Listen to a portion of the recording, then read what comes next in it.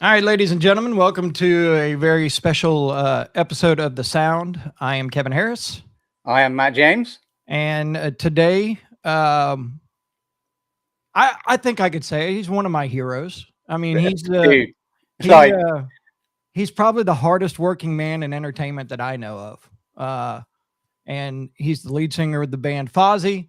And joining us now is the one and only Chris Jericho. There he is. What's going on, Chris, how guys? are you? So happy to be here. Gulfport, Mississippi. That's Gulfport is yeah, I'm currently in Mobile, Alabama. He's actually in England. Oh my So, gosh. Well, yep, way uh, off. over in the UK. but yeah, we're based out of Gulfport, Biloxi. And I can't tell you how happy we are to have you on here. And I'm gonna start it by I watched MTV religiously back in the day, and one of the videos that has always stuck out in my head, and I constantly go back and watch it, is Enemy. Oh Ab- yeah. Absolutely loved that video. It ended the way I didn't think it would. Um, It was actually banned by MTV for a while because of that ending. They did oh, not like the fact that the guy with one leg threw himself off the edge of the building. and But yeah, that was a fun video to make. We filmed that on the rooftop of a government building in San Diego, and this big auteur director was like, I've got this great idea and I've got this great actor. And the actor's name was Eddie. And for those that hasn't seen it, he only had one leg. So that was the idea of the video, that he was climbing to the top of the building because the elevator was broken. So he was climbing up the stairs to make it to the top of the building, only to throw himself off at the end. Wow. I was sitting Wow. there. I was like, "This is great. He's proven he can do anything." And then he gets up to the top and he throws himself off. I'm like, "Whoa!" Yeah. Yeah. It's one of those rock and roll moments where you're like, sounded better in theory, but it was good though. It was the first time, like you said, that we got some MTV coverage and our first, professional video, and a great song too. We still play that song on our set to this day. Yeah, I've had the pleasure of seeing you guys live 3 times, and Oh, cool. you just announced tour dates a little while Yes. ago. I'm gonna flash them up real quick. But I will actually get to see you guys in Rockville, which is awesome. So I'm Yeah, that's looking. why whenever we got the gig at Welcome to Rockville, which is in Daytona, and then got the gig in Sonic Temple in Columbus, and they're within basically the same week. So Right. then you put together some shows around that. Um, just makes it more fun to do more than just fly in dates for the festivals, and it makes it a little more hectic because the festivals are very uh short amount of time, but they're very hectic. So Right. you could get there at like 3 till 3:30. You're playing, but then your bus calls at 8. But you got to do all the press, and then there's always a lot of schmoozing that's going on, and all your old friends are there. So it just adds to a little bit of the craziness of rock and roll. But yeah, we're excited about that. We'll have a new song out at that time. Um, so yeah, it's great because we're going to the UK in a couple weeks here at the beginning of February, and we wanted to come back and do some shows in the States to kind of coincide with not just the festivals but our new single that'll be out probably around mid April or so, I think. Nice. I can't wait. So I'm a huge wrestling fan as well, and I told myself don't steer that way. But one thing I have to ask you: your schedule. How do you keep up with it? Well, I mean, it's one of those things that you love what you do, right? So whenever the schedule gets a little bit hectic, you can complain about it and be like, man, this is so busy this week or whatever, or remember this is kind of what you got into in the first place. This is kind of what we all signed up for. You know what I mean? So I never have a problem when my schedule is busy, and you just figure out a way to juggle it. You've got your Fozzy time, and there's wrestling time, and there's cruise time, and there's, you're always doing. You always have kind of time available when you're doing all those things for Talk is Jericho twice a week. Kind of helps take up some space during the day sometimes, like when you are on tour or doing a wrestling show, a TV taping or whatever. You get there fairly early, right? And you don't start the show till like 8 o'clock or 9 o'clock. So you've got time to kill during the day. So I always said, like, man, I should learn a language or learn how to play an instrument, or just do podcasts and plan other stuff. You know what I mean? So it's busy, but if you manage your time properly, it all kind of seems to stream together. Uh, it's amazing to watch how you do it, and like it's just I watch it because I watch your music religiously. I watch wrestling religiously, and you were just here, and then you're here, and I'm just like, Jesus. Yeah, that is something that's pretty crazy. Like your traveling schedule does it does kind of confuse and baffle a normal traveling person, shall we say. Like I just got I'm in Los Angeles right now, and I flew here last night on Delta, and I just passed 4 million miles on Delta, Whew. and they're still Wow. writing me little letters and stuff. I got a letter last night from the head attendant saying, "Thank you so much. 4 million miles. It's so impressive." And then the guy next to me is like, "Did you say 4 million miles?" I'm like, "Yeah." And that's just on that airline. So, I mean, that's a lot of traveling, that's a lot of battle scars and a lot of sacrifices that you have to make, but that's all part of it. So yeah, there's times when you're in 3 different states in one day, 3 different countries in one day. That's always a good one. And that Jesus. happens more often than not. But like I said, it's part of what we signed up for to do this, and it just shows that people are interested in what it is that you're doing, which is the most important thing. Yeah, and it's like you said earlier. If you love what you do, Kevin said at the start, you're one of the hardest working people in entertainment, and that's probably a hands down fact. But if you love what you're doing, it doesn't feel like a job, right? Well, that's the old adage, right? But it is true. I mean, and it is. There's a difference between a job and working. Like work is what we're talking about. That's what we want to do. When you're just doing a job, that's something that seems a little bit more menial, and it's something that's a little bit more like, oh, I got to go do this job. Whereas I got to do some good work. To me, there's a difference there. So yeah, when you enjoy what you do, you never work a day in your life. All right, let's get into Fozzy a little bit. A little bit past enemy. Um, you just did a cover of Crazy Train. In honor, what is it, the 45th year of that song? Was it? Yeah, I mean, I wouldn't say it was really in honor of that. It was just more in honor of Ozzy's passing, Right. and it was a coincidence because we had recorded that song, I'd say probably 6 or 7 years ago, with the intention of releasing it on. We were going to do a reissue of the album Judas, which shows you how long ago it was, and we did a couple cover songs, and Crazy Train was one of them. Well, the reissue never happened, so we just had these songs in the can. When Oz passed, I called Rich and I was like, we should really think about releasing Crazy Train. And he's like, let me listen to it. And so we added some guitars and kind of updated it a bit with some ear candy, and it turned out really well. We were really happy with it. So yeah, we did a cover of that. We released it, and it ended up going top 10 on rock radio here in the States, which was, well, in the States, you guys, well, you're in the States at least, but so yeah, it was a really cool kind of tribute to Ozzy, and it's such a great song. And when you think, oh, Crazy Train, I've heard it 10 million times, but hearing our version of it, I was really happy with it, and I was like, I really want, a newer generation to hear this. um and to see how well it did on radio, I was really, really pleasantly surprised.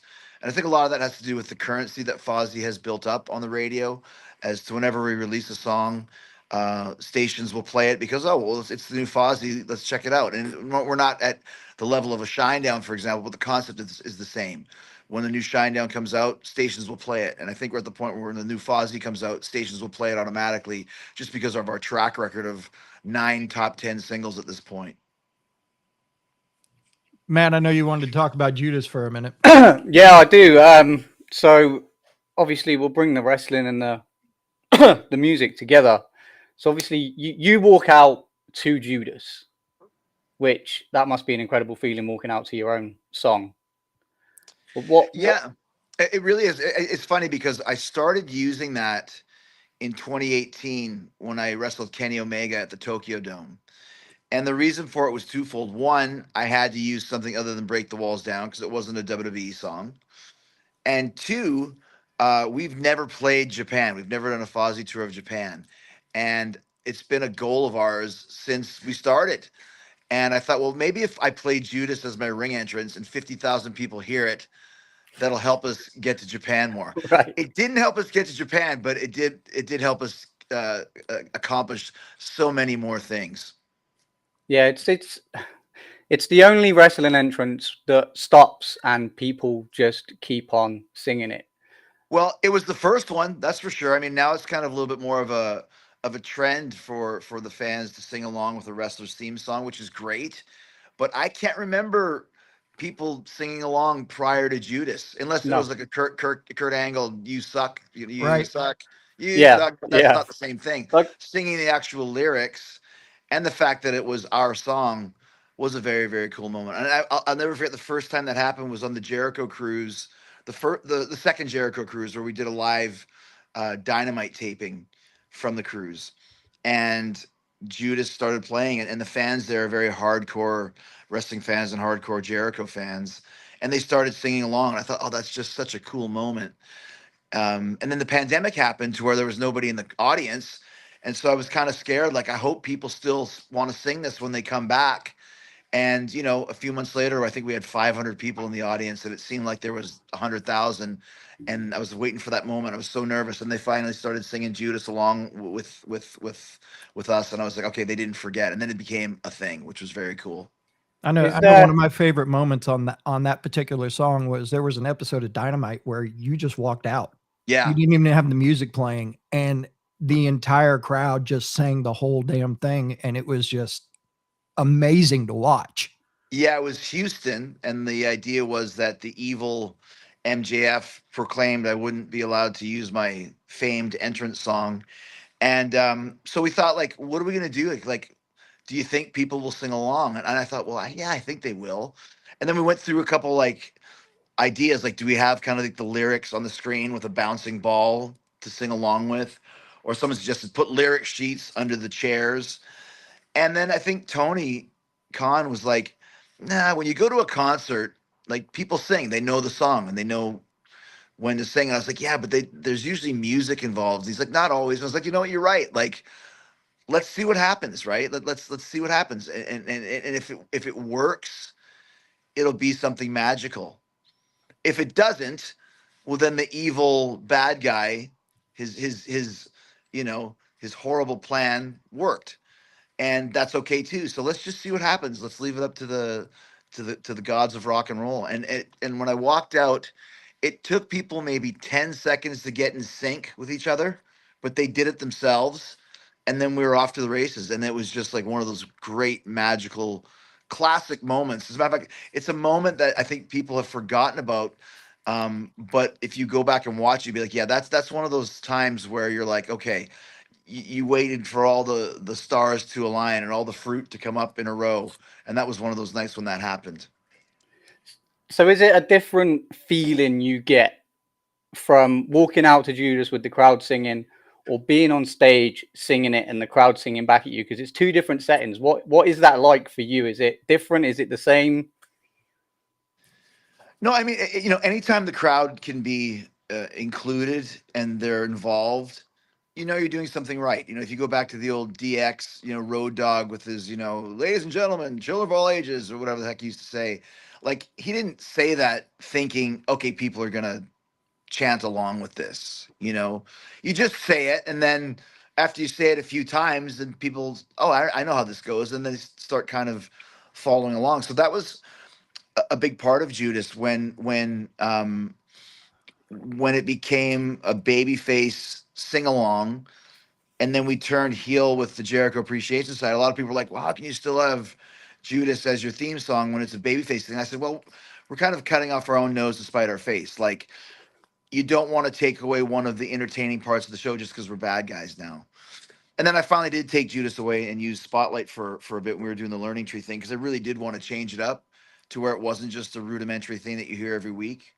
But it's something you could bring back at any time, and people would love it and remember right away. And then in the meantime, all of these other theme songs people have started to sing along with, from Seth Rollins' theme to Adam Copeland's theme to, you name it. And people, if there's a melody and a hook, they'll sing along with it. But nobody else has their own song that's being sung along to, which I take great pride in. So on some of, we're going to roll into a video here in a minute, but I was glancing through your videos once again because I love the concepts on some of your videos, and I was watching the video for Sane again. Right. And you're on this damn roller coaster. Yeah. How hard was that to ride the roller coaster and sync yourself up with the song and all of that? It was hard, man, because first of all, I'm not a big fan of roller coasters.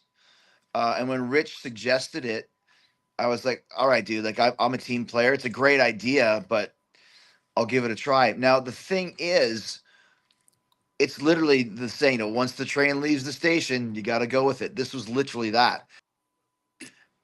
We did it 6 times. Oh. The first time was kind of a trial. The second time, the camera didn't work. After you pull out of the station, shall we say, you have to go through the whole thing. You can't go back, right? So once we pulled out, like, oh, the camera's not working. So now we have to actually ride the roller coaster to where you're like, and when you're not distracted by singing along with the lyrics, it's not easy, right? So then we did 2 takes that really worked good. Then at that point, our guitar player, Billy, threw up everywhere. So we had to take him out of it. So if you watch the video, there's certain scenes where if you look really close, there's only 4 of us on the cart because Billy had enough. But we was in there for 2. So we did 2 more. We did those 2.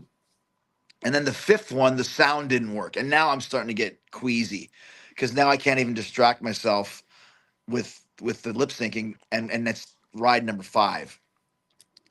Then we did one more, ride number 6. And when that one was done, I said to Rich, that's it, man. We can't do any more. And he was green at this point. He's like, yeah, I can't. Wow. So, because we only had a certain amount of time. We actually basically, we didn't rent it out, but they gave us this roller coaster in Santa Claus, Indiana. That's the actual name of the town. And so when we did the 6 takes, I was like, that's it. You're going to have to just make it the best you can. But we had enough to make it work. And I remember the first cut that we got, there was a scene where Billy's actually puking. And I was like, you got to take that out. They're like, no, it's cool. I said, no. There's never been a video of like Keith Richards puking. Right? That's not rock and roll. Like, puking is the opposite of rock and roll. So we got rid of that. And then the last part of it was, if you remember at the very end, Rich throws the guitar off the top of the roller coaster. And then it just falls. That was the hardest thing to get approved because there was a lot of danger. Even though there's nobody in the park, you have to make sure it's not going to bounce and impale somebody or whatever it may be. So that took a lot of time to set up. And obviously it's only 1 take. So there was a lot of really cool, innovative things in that video. I'm really, really proud of it. Even though whenever I think about it, I get a little bit nauseous. I bet. So the one I want to play is Fall in Line. Can you tell us a little bit about the song Fall in Line? I mean, Fall in Line, we had 2 songs come out last year. Fall in Line was the first one, and then Crazy Train was the second one. Fall in Line, a little bit different for Fozzy, but I really liked it. Very atmospheric. It's a great opening song. It's a hard song to sing because there's a lot of very syncopated, act like them, look like them, think like them, be like them, better than I don't ever know. Like, that's very like, you got to be on it for that from a timing standpoint. And we really wanted a video, a really good video, because the video for Spotlight, we were, in retrospect, we shouldn't have done it that way. It didn't work out the way we wanted it to.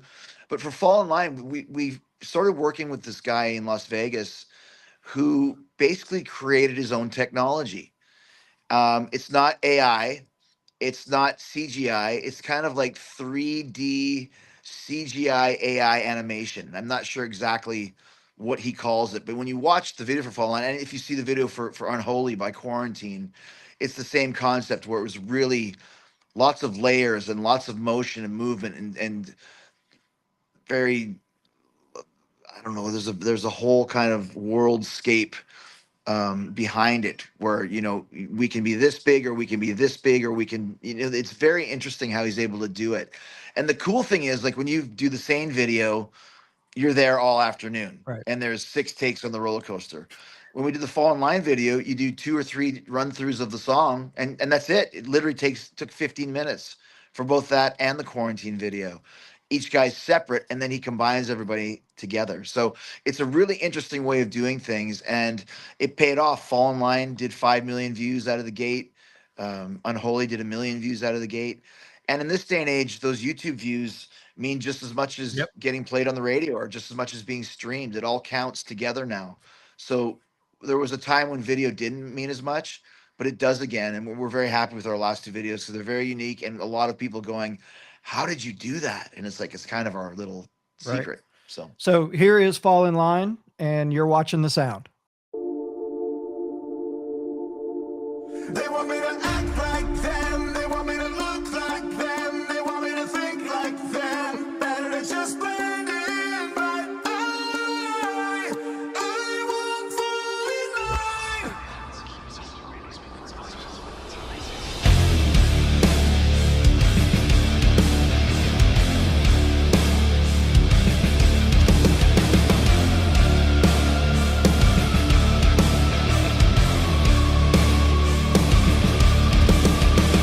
Assimilated in a world infected.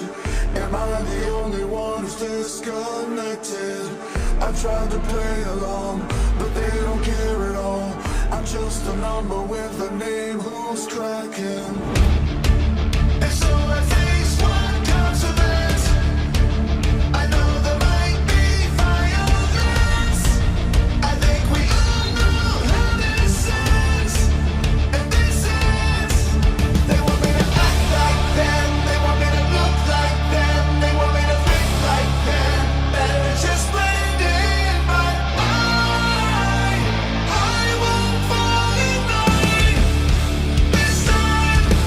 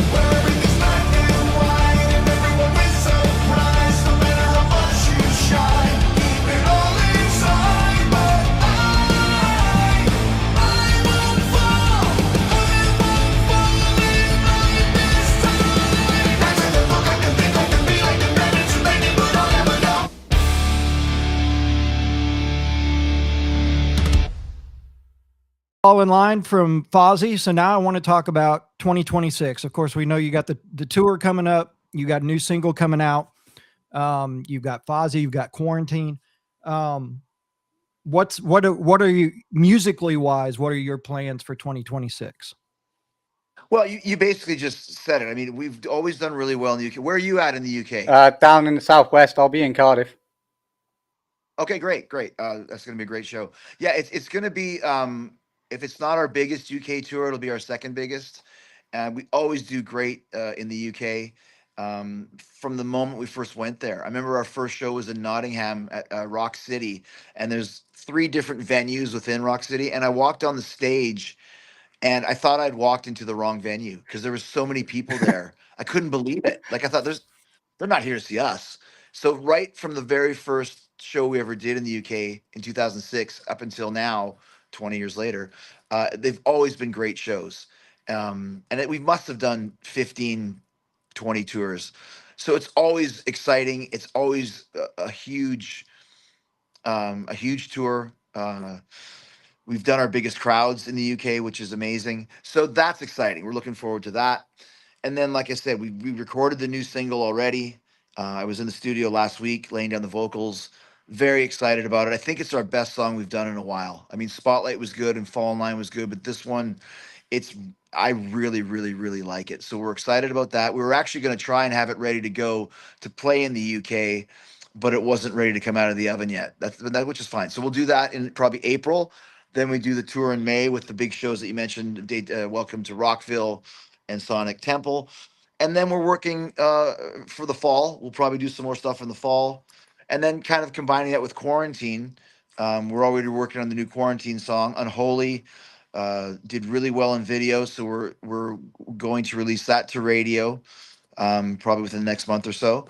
And then Quarantine's different. We kind of play just weekend gigs when we can because everybody in the band is kind of doing all other bands. PJ does Trickster, and he And then you does have Guardians of the uh, Galaxy and Guardians of the yeah, I'm sorry. Jukebox, but none of the guys bring Guardians. But then our drummer plays with Luke Bryan, who's a big country Yeah. artist. Our guitar player Charlie is very, very popular in South America. Our other guitar player Joe is a fairly big country artist in the Northeast. So it's a little bit harder to get us together, but we have a blast with Quarantine. And that's all. That's Fozzy's a party, but Quarantine is more of an '80s party with all the ridiculousness of that time frame. But we're not an '80s band. You know, we're playing those songs, but it has a modern edge with a modern twist to it. But it's become a really cool thing. And with Kiss not really playing anymore, we've kind of filled the gap for a lot of Kiss fans that are looking for live music. And to the point where we opened for Kiss a couple months ago in Las Vegas, which was amazing. And it was funny because I always smash a guitar at the end of the set because Paul did that in the '80s Right. as well. And I was like, well, they're not playing with makeup. There's no way he's going to smash a guitar tonight in Vegas. And he did. And I felt like such a jobber. Like I stole his own gimmick as the opening act. You know, it'd be like, doing the walls of Jericho in the first match, knowing that I'm going to win with it in the main event. I just felt so like, oh my gosh, it's so bad.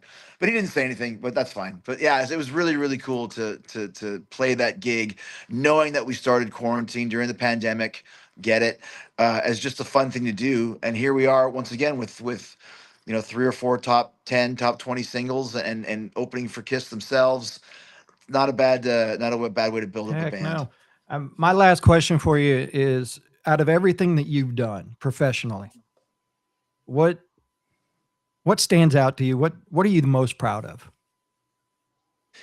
I mean, it's hard to pick just one moment. I think, the biggest thing is just being able to do what I love for 35 years and travel the world doing it and meeting so many great people and giving people great moments in their lives.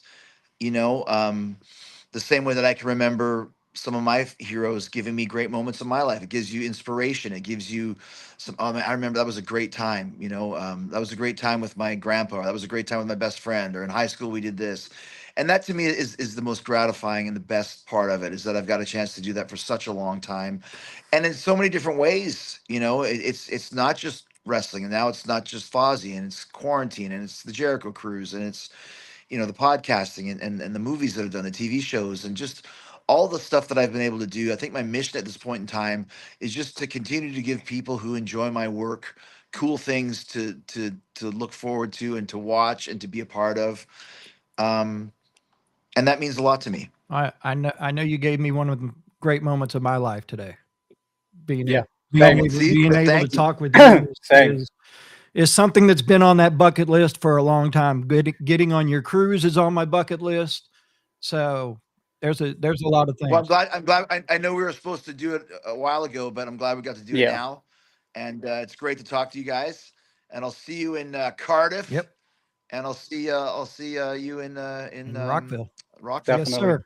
We appreciate you and thank you Awesome, so guys. much for taking some time out and spending it with us.